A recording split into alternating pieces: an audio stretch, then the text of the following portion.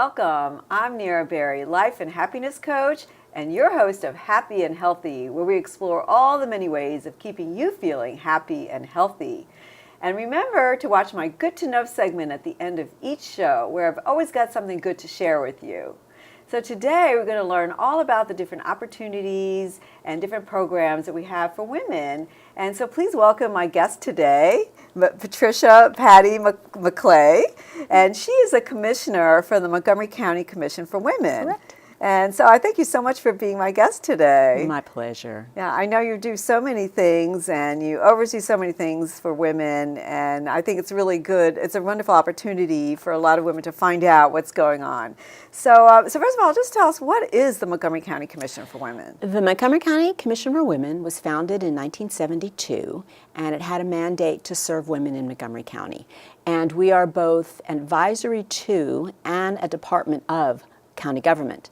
And so we give advice to the county executive, the county council, the public at large, as well as agencies and departments within local, county, state, and federal level, all about what the needs are for women in Montgomery County. Well, that definitely sounds like it's a lot of work. But we love it. I bet. So when did this all start or come about? Because I don't remember this from years ago. Well, I guess, if we all think back on the late 60s and 70s and movements that were going on, both civil rights and women's rights, and Montgomery County came together and put together this advisory panel because they knew that we would need to understand more intimately the needs of women and girls, not just women, but girls in Montgomery County. And since then, we have done many, many programs that are geared for reaching out to women in need, reaching out to women with further education, help for finance, help for career, working with the organizations in Montgomery County who deal with domestic violence, human trafficking, but also a big role in advocacy. We have every year in January our Women's Legislative Briefing, which is an outreach to those working to want to support legislation in Annapolis that helps women and girls, but also to the public to help them understand how they can too get involved with supporting legislation that will improve the lives of women, not only in Montgomery County in that case, but across Maryland itself.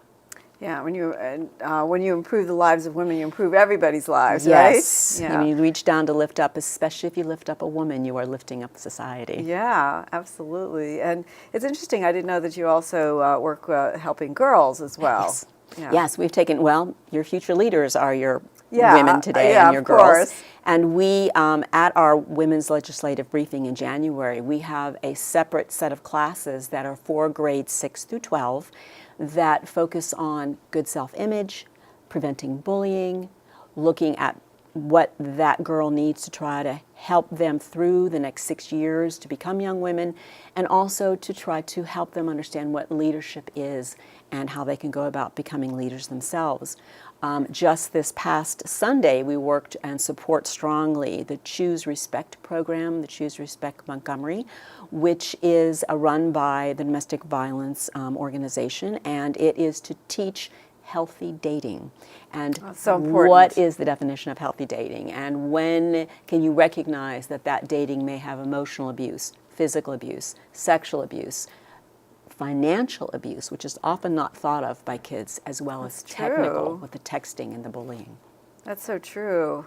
And then we have, I have to do this because ours just finished, is the Girl Power Contest, where anyone, a woman, they can start age 5 or age 105, can enter this contest. And the question changes every year. Last year it was, can a woman become president? This year it's girl power. Name a powerful power you could have, and how would you use that to improve women's lives and girls' lives? Oh, interesting. Fun. And so what happens with the contest? The contest, we have all different types of entries. They can write an essay, they can write a poem, they can draw a picture, anything they consider a statement that talks about the power girls have. And we have had entries from as young as age 5, and we had one from a physician who just works in HPV and had an essay. So we're looking at all different kinds of categories of entries. I'm sure it's hard to choose. Yes. I'll be different. starting that this week, and I'm like not looking forward to it in a way. Trying Yeah. to choose between these incredible entries. So like the programs that you have in the schools, is it through the school system? Is it at school or is it like after school? The Girl Power program is actually advertised on Facebook. It's put out to the public at large. Our programming for adults is carried on through the public library because those are facilities that we can offer our programming. And recognizing that although most people think of Montgomery County as fairly well-to-do, we have an increasing population of people in poverty. And when you analyze and drill down on that population, you see that it is mostly women of low income, single families headed by women who are increasing significantly in number in our county. And so many of our programs try to help, in particular, those kind of women. We have a financial wellness program, which again is open to all women anywhere because it's not just women in poverty. But I think everybody needs that. Oh my gosh, yes, because that program helps you understand investments, looking to your future. It helps you understand retirement. It helps you understand the incredible maze involved with negotiating the Medicare and Social Security system. What age should I take it? What are my advantages and disadvantages? Should I do it at 62? Should I do it at 70 if I can? And how to get into those programs because of the ancillary drug program that's involved. How do you negotiate those different subgroups that handle that? And You mean then like prescription? the prescription drug plans and all of that is very complicated. And so we offer educational programs concerning that. And then, of course, a place that's pretty common, we wish was not common, is what happens when there's divorce and there is separation. And now a woman who before would have been assisted by her husband's income or controlled by her husband now has to become independent in her finances. So we have a special program for separation and divorce for financial education also. Interesting. So what is it, like a form of in-person, like a sessions of like in a classroom type of thing, or is it online? Again, we use a lot public library, which is awesome. I love the public library. And we advertise you can sign up for this. Often it's free or it's a tiny little amount. We also listen to the stories people have in terms of enrolling in our classes. They are held in a class in one of the libraries, whether it's Silver Spring, Germantown, Rockville, in many areas. We also offer some of our class bilingual in Spanish and English. Our family law program in particular is bilingual since we see a significant need for that. And we will have people coming into us who have now all of a sudden become single or living with their spouse and they just want more knowledge about how do I retire? What do I do? My husband's income is only this amount, and how can I support that by trying to re-enter the workplace? Or imagine even just somebody just out of school, or just somebody wants to know what to do as far as for the future, especially too, since for all ages, right? Right, because I mean we look at those. The other program that kind of dovetails that is our career series, which I think is really important because, as your point, you're just entering a career out of high school. Colleges often offer a lot of support for career development, but not necessarily out of high school. Or you're someone who has raised your family and you would like to go back to the workplace, or you have to go back to the workplace because of financial difficulties or because you're now a single parent or a single person. So our career seminar, when you come in, starts with looking at your resume, the all-important resume. Yeah. And then moving on Putting to things into it. putting it so that just actually, I know, I just redid my resume probably about 5 years ago, and my daughter is up on all of this, and she looked at it and she goes, "Mom, you should have gone to the seminar you advertised." Yes. I know, it's so true. I was it's helping a totally my son do a different resume, and he was like, "No, format you are now. totally off. This is not Totally. what people are looking for anymore." So that is a critical part, and we get a lot of people who come. And they're separated by sessions, so if you think you need 2 sessions but not the third, you can do that, but a lot of people do the resume one. And then the next one has to do with networking and that all-important elevator pitch. It's that Yeah. few sentences that you have between the time that elevator moves from floor 6 to floor 7 so that you can talk about who you are and what you can offer that company. Yeah. It's hard to get that. It's Yes, like a 15 down second, to just you a know. word or two, Yeah. just like short and sweet, but attractive to the person you're trying to get to hire Yeah. you. And then the next segment is how to dress for the interview, how to handle the interview, how to handle questions in the interviewer. Yeah. And Yeah, 'cause that a lot of people are not, trained in that, or may have had no experience. and so many it's very important. women come from more of a subjugated role. So they're willing to like say or do almost anything sometimes in an interview, which brings us to the fourth segment, which is salary negotiation. And most people I think know, but if it's not public knowledge, women still earn 80% on the dollar. African American women in Montgomery County earn 69 cents on the dollar. And Latino population, 47 cents onto the dollar. So this segment on teaching women how to see their self-worth Yeah. and negotiate that salary to get what they deserve and not remain in that poverty level necessarily, because maybe they've taken classes at Montgomery County and now they have a better resume, but Yeah. yet they may go into that interview and still get slotted into that lower income section. Yeah. And then our final session is that we have an executive career person who comes in and helps them answer those questions they have left. So the career series, which is actually, we have them throughout the year, and just check on our website when we offer these. Career series is very popular. We've helped a lot of women re-enter the workplace. And if they go in for an interview, can they then go back and speak with somebody as far as like what they did or did right, did wrong, so that they can improve themselves beyond that? We offer this series right now in the spring. We're looking to offer it twice a year. Yeah. That last segment in particular, the career counselors, we'd like to have more available, but we are limited in terms Yeah. of our accessibility. But we at the Montgomery County Commission for Women are always a phone call away. So if you have an issue, whether it's career, whether it's divorce, separation, whether it's a need you have, just call us. We will either be able to help you directly or direct you to the agency within Montgomery County that will be able to help answer that question. Yeah, I think that's you make it sound so easy. It's so Life is not it's so easy. accessible. Just a phone call away. We are. And We to try have to be. somebody, because many people don't have, like, let's say they have been, in poverty, they've been, maybe they don't have family that can support them or can give them advice. So this is like somebody to kind of hold their hand and, to teach them what the different things they can do. That's Well said, because we at the Commission, the 15 of us who are on there, really want the public to realize we are there to help. We are there to do as much as we can, both directly through our programming as well as through the advocacy programs that we try to support.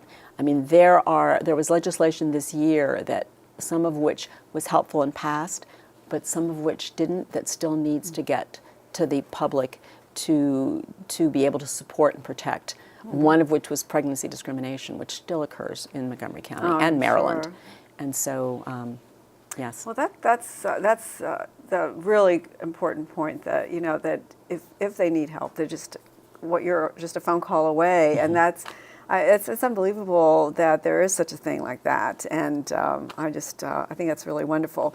So we're going to talk more about what you do. We're going to just take a short break. So we're watching Happy and Healthy. I'm Nira Berry, your host, and we're speaking with the commissioner for the Montgomery County Commission for Women, and we'll be right back. So stay tuned.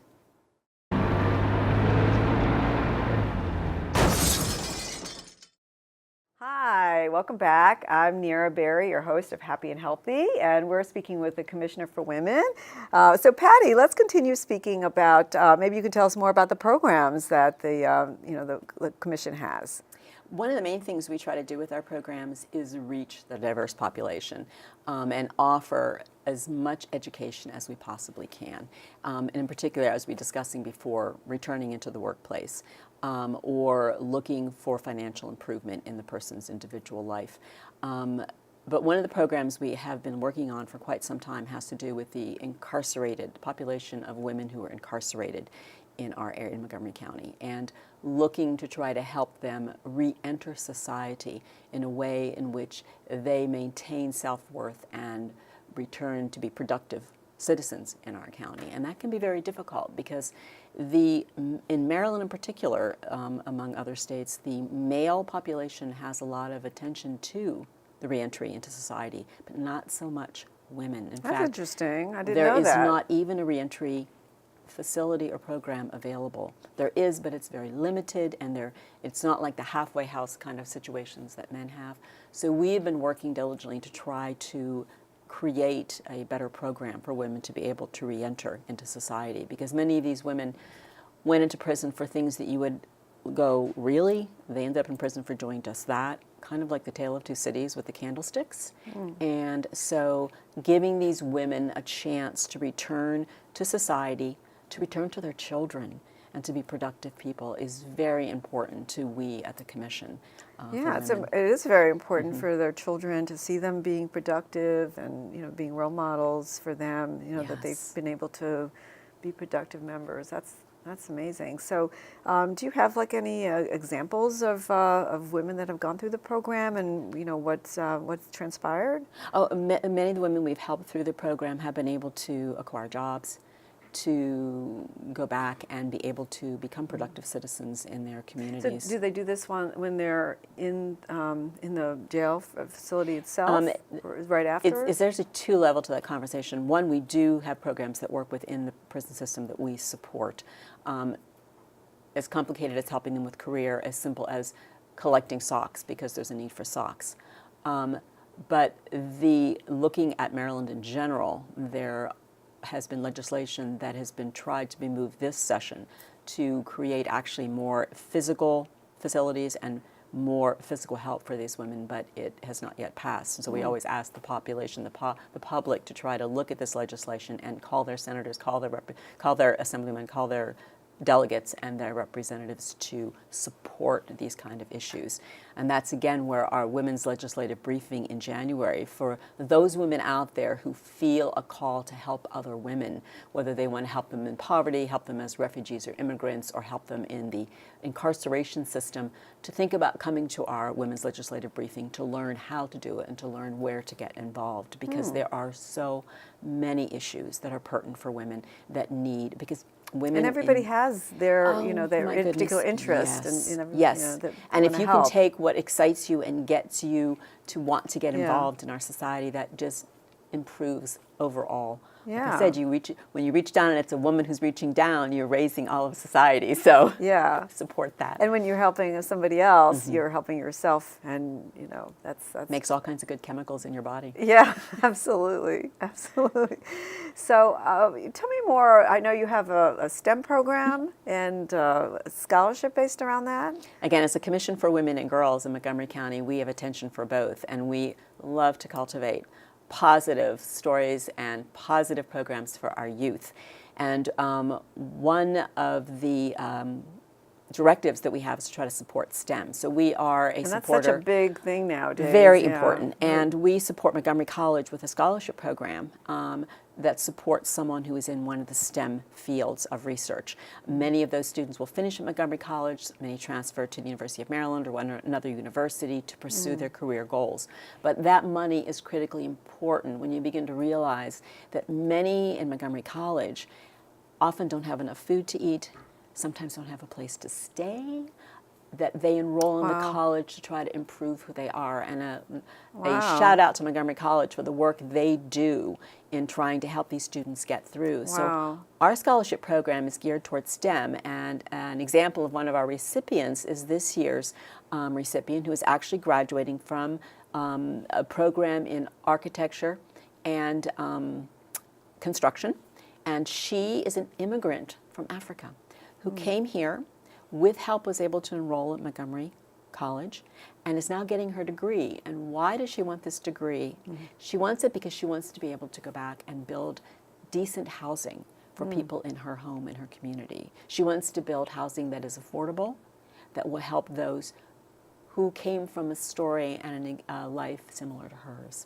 So these are the kind of girls we lift up and we want recognized in the community, and we want to help to achieve those goals that one can reach when one is educated.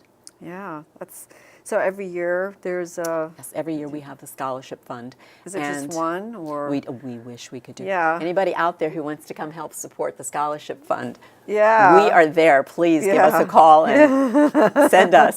We do have an ability to donate at our women's legislative briefing, but we are always open to someone who wants to join with us in improving the lives of girls through scholarship at Montgomery County. These are women already that have made the commitment that they really want to better themselves, and they're going to school to really have a career. And come from backgrounds that you would not even be able to imagine sometimes what they have to struggle to be able to overcome, to be able to even get to a classroom. Yeah, and very often we take it for granted. Yes, we do. We take it very much for granted. And the Commission for Women recognizes these girls and recognizes how many exist in pockets of Montgomery County that people don't, again, think about Montgomery County as being a needs-based county. But we are. Poverty has increased significantly in certain sections of our county.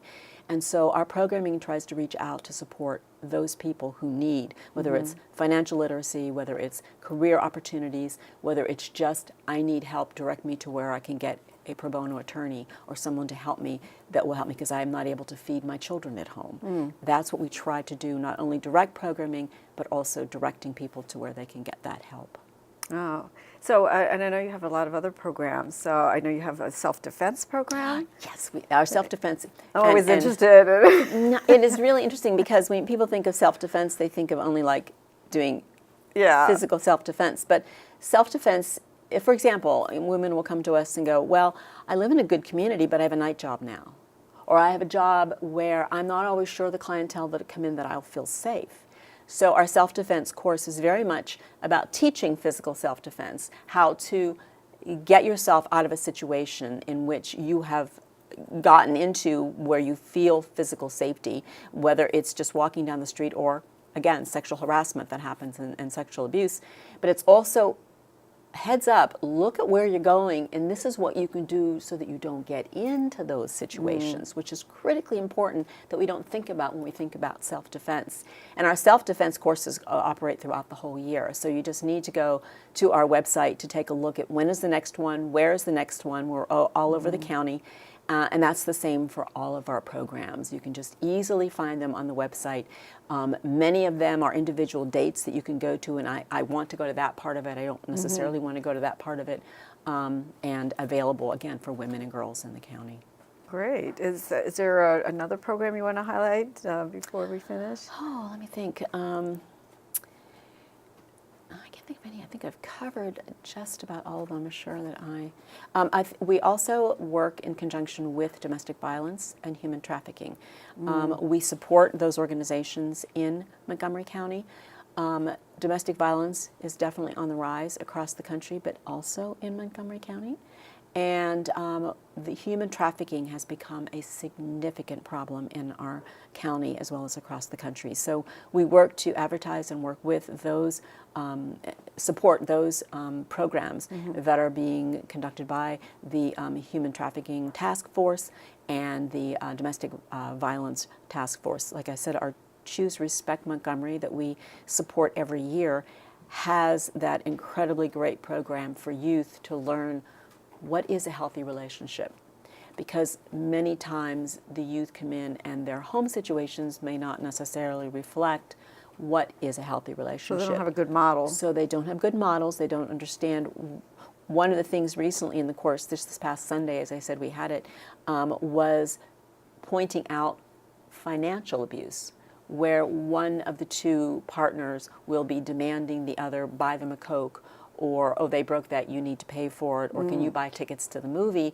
So the dominant will be telling the subjugate, who is almost always women, but not always, especially in gay relationships, LGBTQ relationships, a person is a person. Yeah. So there's one person, even two girls and one person can be the dominant and abusive. So it helps them realize how abuse is not just physical abuse, like you think of a self-defense. It's not. It's much more emotional abuse, control and power, and there is financial, and then of course the technical has gone off the ceiling. So real quick, one pearl of wisdom for women, what would you share?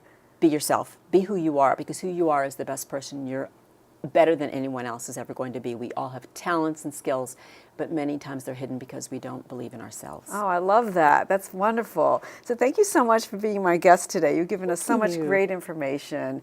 Thank you for watching Happy and Healthy. I'm Nira Berry, your host, and stay tuned for my next segment of What's Good to Know, where I've always got something good to share with you. So stay tuned.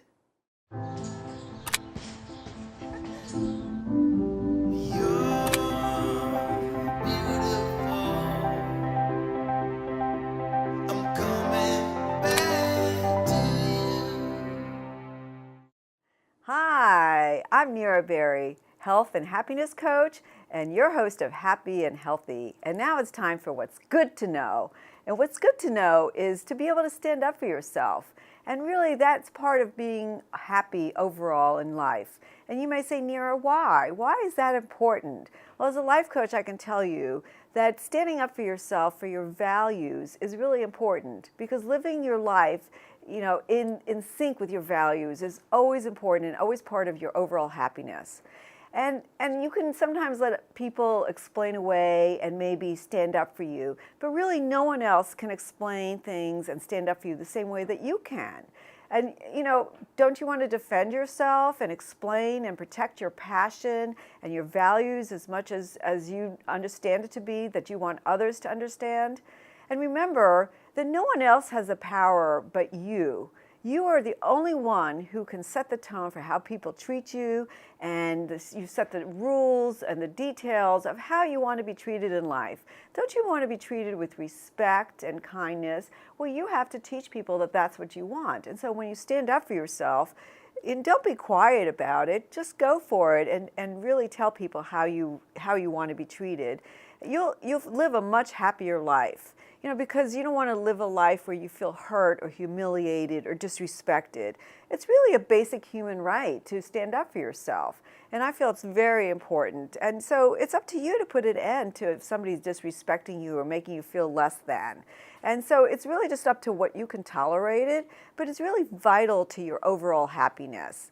You want to feel loved, you want to feel appreciated, and you want to feel respected, right? I know that I do. And so standing up for yourself really lets the people around you know how you want to be treated, and you will feel great as a result of it.